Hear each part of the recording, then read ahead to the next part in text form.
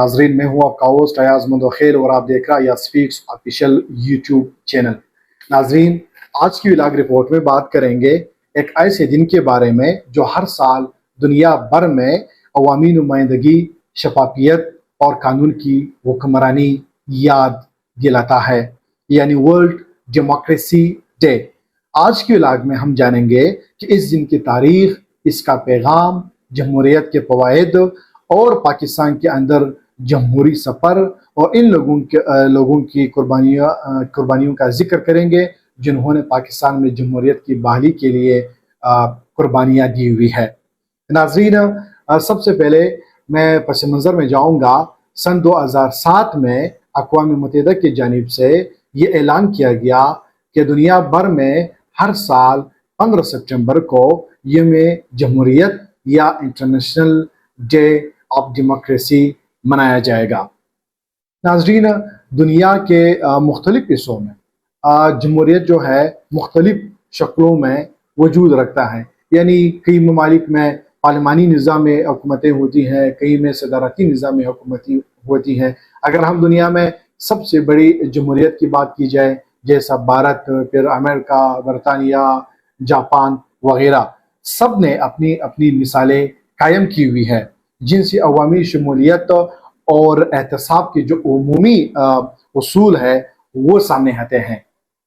मुख्तसरन, जमहूरियत चाहे जिस शक्ल में भी कायम हो, इसके इस मुल्क के अवाम के लिए, इस मुल्क की तरक्की के लिए फ़ायदे हैं या फ़ायदेमंद हैं। अवाम की, क्योंकि इसमें अवाम की शमूलियत और नुमाइंदगी होती है।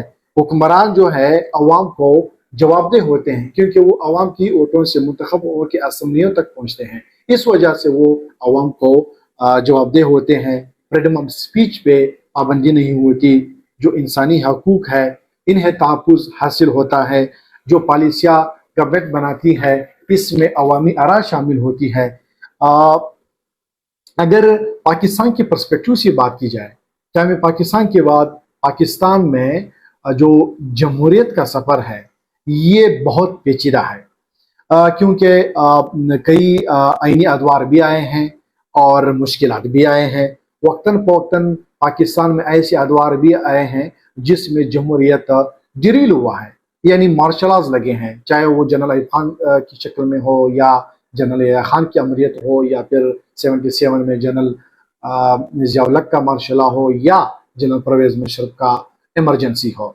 लेकिन अगर देखा जाए 1970 और 1980s में, यानी हर दौर में जो पॉलिटिकल पार्टीज थे, जो सियासी लीडरान थे, इन्होंने जमहूरियत की बहाली के लिए, सिविल सुपरमेसी के लिए कोशिशें भी की और कुर्बानियाँ भी दी हुई हैं। जिस तरह मैंने कहा कि हम इन लोगों की कुर्बानियों का भी इस व्लॉग में जिक्र करेंगे जिन्होंने पाकिस्तान में जमहूरियत की बहाली के लिए कुर्बानियाँ दी हुई हैं। सबसे बड़ा एग्जाम्पल जो है जुल्फ़िकार अली भुट्टो का हम ले लेते हैं, जो इस वक्त यानी 70s में पाकिस्तान के सबसे बड़े अवामी सियासी जमहूरी लीडर थे, जो इस मुल्क में सिविल सुपरमेसी की बात करते थे। लेकिन उन्हें के इल्ज़ामात में फांसी की सज़ा दी गई और उन्हें फिर फांसी दिया गया भी। फिर उसके बाद पाकिस्तान में मुख्तलिफ तहरीक चले हैं डेमोक्रेसी के रिस्टोरेशन के लिए। इसमें एक सबसे बड़ा जो मूवमेंट चलाया गया था वो MRD की शक्ल में था, यानी movement for the restoration of democracy, जिसमें जितने भी पॉलिटिकल पार्टीज थी उस वक्त मुल्क पाकिस्तान की, सब इसमें शरीक थी, जो मुश्तरका तौर पर ये तहरीक चला रहे थे। लेकिन अनफॉर्चुनेटली इस तहरीक में जिन पॉलिटिकल पार्टीज के रहनुमा शामिल थे या कारकुनान शामिल थे जो इस तहरीक का हिस्सा थे, इन्हें भी मुख्तलिफ तकालीफ से गुजरना पड़ा, जेलों में गए, सजाएं हुई। फिर उसके बाद अगर कॉम्परस पार्टियों की बात की जाए जिन्होंने इस मुल्क में जमहूरियत की बालादस्ती के लिए कुर्बानियाँ दी हुई हैं, इसमें सबसे पहले जो टॉप इनाम आएगा वो खान अब्दुल समद खान अचकज़ई का आएगा, खान शहीद, जिसने क्या में पाकिस्तान से पहले भी इन्होंने कुर्बानियाँ दी हुई थी और फिर पाकिस्तान बनने के बाद भी, यानी हिस्ट्री के मुताबिक अराउंड 33 साल वो जेलों में कैद व बंद की सोबतें बर्दाश्त करते रहे, जिसने सारी ज़िंदगी तक सिविल सुपरमेसी की बात की, अवामी हकूक़ की बात की, अवामी बालादस्ती की बात की और यहाँ तक कि उन्होंने अपनी जान की कुर्बानी भी दी और 1973 में वो अपने घर में बम ब्लास्ट में शहीद हो गए। फिर उसके बाद खान अब्दुल वली खान जो अवामी नेशनल पार्टी के रहनुमा और सदर थे, انہوں نے بھی اپنی زندگی کے آخری ایام تک اس ملک میں جمہوریت کی بحالی کے لیے، سول سپرمیسی کے لیے ایک دن بھی اپنے موقف سے وہ پیچھے نہیں ہٹے۔ پھر اگر نیشنل لیول کی بات کی جائے، جو نیشنل لیول یا پاکستان لیول پالیٹکس کرتے ہیں، نواز شریف نو ڈاؤٹ اس نے بھی اس ملک میں جمہوریت کی بحالی کے لیے بہت زیادہ قربانیاں دی ہوئی ہیں۔ 10 سال تک وہ جلا وطن رہے۔ پھر اگر اس میں ایک اور اضافہ کیا جائے، محترمہ بینظیر بھٹو جس کی اس ملک میں جمہوریت کے لیے بہت زیادہ قربانیاں ہیں، وہ بھی جلا وطن رہی، سزائیں کاٹی، جیلوں میں رہی، اور آخر کار بدقسمتی سے انتخابی مہم کے دوران ایک بم بلاسٹ میں وہ شہید ہو گئی۔ اسی طرح وکلا برادری کی جو تحریک ہے وہ اٹھا کے دیکھیں۔ اسی طرح جو سول سوسائٹی کے لوگ ہیں، جوڈیشری سے ریلیٹڈ لوگ ہیں، صحافت سے ریلیٹڈ لوگ ہیں، انہیں سب نے اس ملک میں سول سپرمیسی اور ڈیموکریسی کی ریسٹوریشن یا بحالی کے لیے جدوجہد اور کوششیں کی ہیں۔ اگر موجودہ تناظر میں بات کی جائے، پاکستان میں اس وقت بھی جمہوریت کو کئی چیلنجز کا سامنا ہے، کیونکہ to be very honest freedom of speech پہ قدغن ہے۔ جو جوڈیشری ہے وہ آزادانہ فیصلے نہیں دے سکتی۔ اس وقت بھی ملک میں کئی سیاسی رہنما جو ہے اس وقت جیلوں میں قید و بند کی صحبتیں برداشت کر رہے ہیں۔ اس میں سب سے بڑی اگزامپل عمران خان کے لیے لیتے ہیں، یعنی پچھلے 2 سالوں سے وہ جیل میں قید و بند کی صحبتیں برداشت کر رہا ہے۔ حالانکہ اگر دیکھا جائے، وہ اس وقت جو سب سے زیادہ سٹریٹ پاور جس پولیٹیشین یا جس پولیٹیکل لیڈر کو پاکستان میں حاصل ہے وہ عمران خان کی ہے۔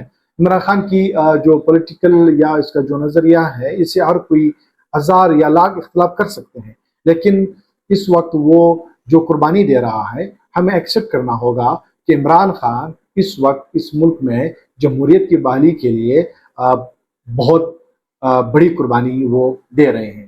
تو اس وقت بھی ملک میں اگر دیکھا جائے جمہوریت کی بحالی کے لیے یا سپرمیسی کے لیے اس وقت آئین تحفظ پاکستان کے نام سے ایک تحریک چل رہا ہے، جس کی سربراہ محمد خان اعجزی صاحب کر رہے ہیں۔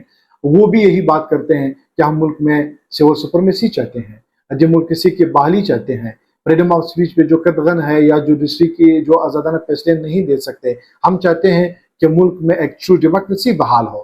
لیکن یہ تب ممکن ہوگا جب تمام پولیٹیکل پارٹیز اپنی جو ان کے ذاتی یا ایک دوسرے سے جو سیاسی اختلافات ہیں انہیں یہ بولنا ہوگا اور سب کو ایک پیج پہ اکٹھا ہوگا، اور اس کے ساتھ ساتھ جو سول سوسائٹی کے لوگ ہیں، جو جرنلسٹ ہیں، جو دیگر شعبوں سے تعلق رکھنے والے لوگ ہیں، جب سب ایک ساتھ ملیں گے تب ملک میں جو ہے ایک ٹرو ڈیموکریسی بحال ہو سکتی ہے۔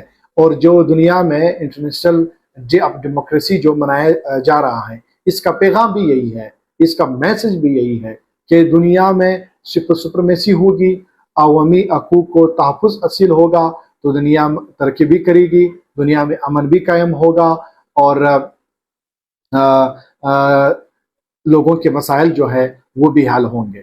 ناظرین، یہ تھی آج کی ولاگ جس پر میں نے آپ کے ساتھ تفصیلی بات چیت کی کہ یہ ڈے دنیا میں کیوں منایا جاتا ہے، اس کا میسج کیا ہے، اور پاکستان کے پرسپیکٹیو سے ہم نے بات کی، اور ساتھ ساتھ پاکستان میں جمہوریت کی بحالی کے لیے جن لیڈران نے قربانیاں دی ہوئی ہیں ان کا ذکر بھی کیا گیا۔ آپ ہمیں اپنی آراء سے کمنٹ سیکشن میں آگاہ کیا جائے گا کہ پاکستان میں جمہوریت کی بحالی کے لیے کون کون سی اقدامات ہونی چاہیے۔ آپ پولیٹیکل جو لیڈران ہیں انہیں کیا پیغام دینا چاہتے ہیں، کمنٹ میں ہمیں اپنی آراء سے ضرور آگاہ کیا جائے گا۔ ایاز ملک اجازت چاہے گا، اگلی ولاگ تک اپنی دعاؤں میں یاد رکھنا۔ اللہ حافظ۔